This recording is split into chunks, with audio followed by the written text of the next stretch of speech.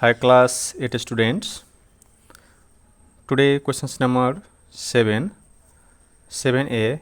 In the adjoining figure, PQ parallel MR triangle angle NMR equal to 150 degree, angle NMR हाम्रो दिएको छ 150 degree and angle QNM र हाम्रो angle QNM हाम्रो कति दिएको छ त 40 degree दिएको छ है 40 degree दिएको छ। अनि त्यसपछि भनेको छ find the value of x, हामीलाई यो एक्स को भ्यालु निकाल्ने भनेको छ है।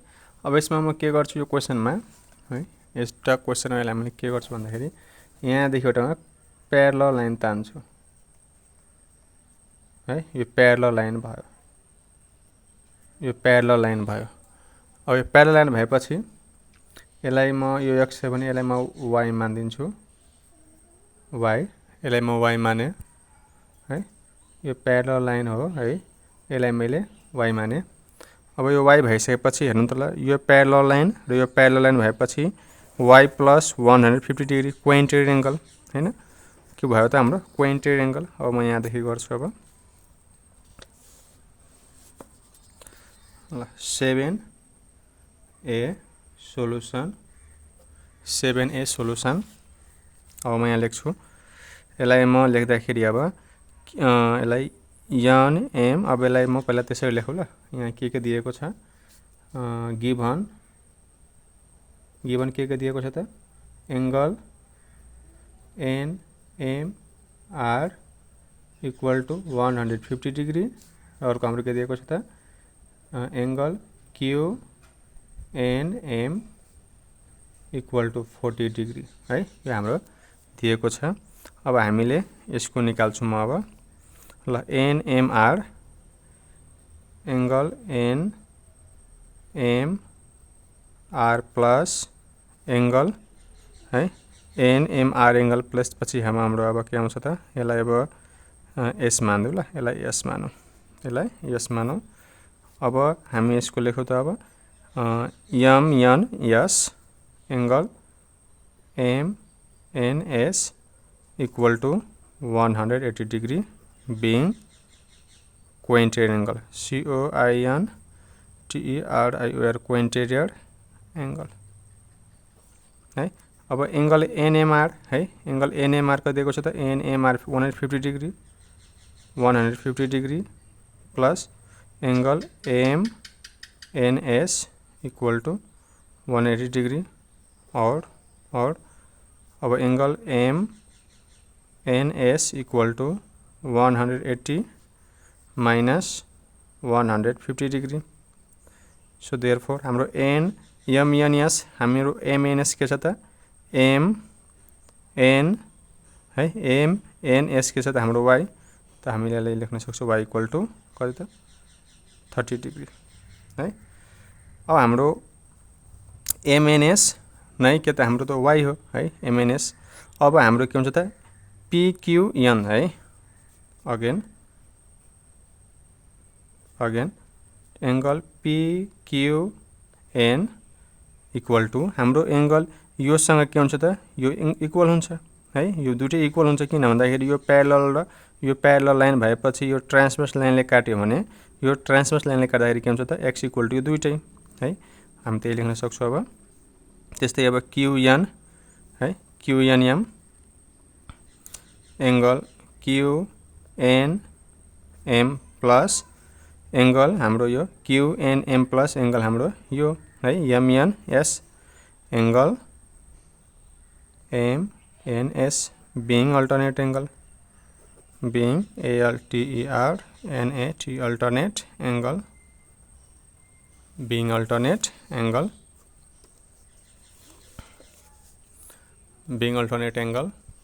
हाम्रो अब के छ त PQN, हाम्रो PQN के छ त हाम्रो PQN के छ त हाम्रो x, x equal to QNM, QNM कति रहेको छ त हाम्रो है, QNM हाम्रो कति छ त 40 डिग्री, 40 डिग्री प्लस MNS र हाम्रो MNS यानी कि वाई, वाई कति आयो त 30 डिग्री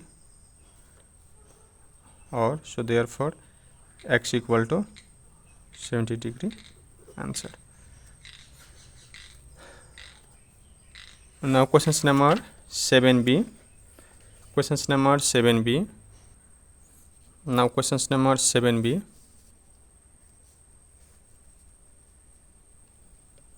7b मा हाम्रो त हेरौँ त ल 7b मा हाम्रो यहाँ फिगर हेरौँ। अब यहाँ हाम्रो यो पनि प्यारलल लाइन, यो पनि प्यारलल लाइन है। त्यसपछि यो प्यारलल लाइन हाम्रो अब सजिलो छ, यसमा हामीले एक्स्ट्रा लाइन ड्र गर्नु पर्दैन है, एक्स्ट्रा लाइन ड्र गर्नु पर्दैन। यसको म यहाँ गर्दिन्छु।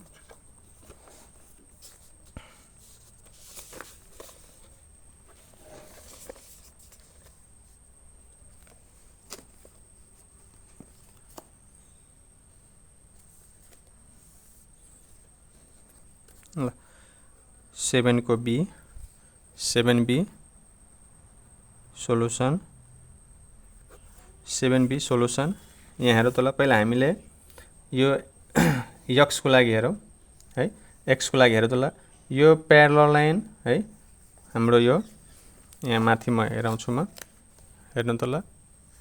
यो प्यारलल लाइन र यो प्यारलल लाइन भएपछि यो ट्रान्सभर्स लाइनले काट्दाखेरि के हुन्छ, एंगल 40 = x, एंगल 40 = x के हुन्छ त हाम्रो यो करेस्पोन्डिङ एंगल है।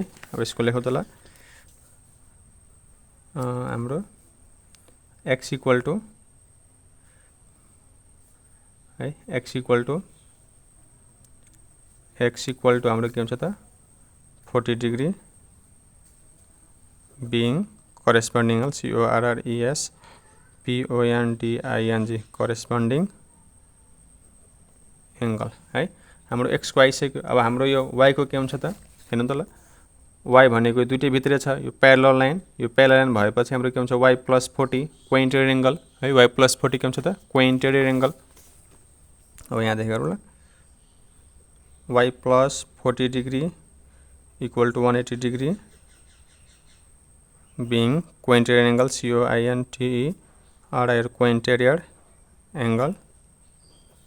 त्यस्तै हाम्रो y = 180 degree minus 40 degree, then y = कति हुन्छ त हाम्रो यो 140 डिग्री है। हाम्रो y को आइसक्यो। अब z को निकालौँ।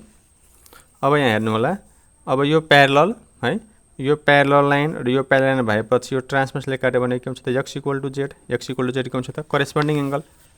त्यसलाई लेखौँ अब।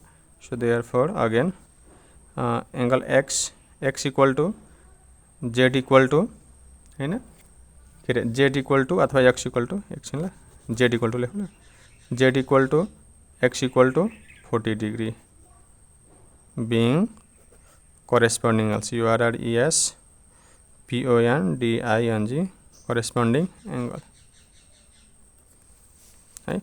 अब हामी यहाँ लेख्न सक्छौँ therefore x = 40, y = 140 and z = 40 degree. Answer.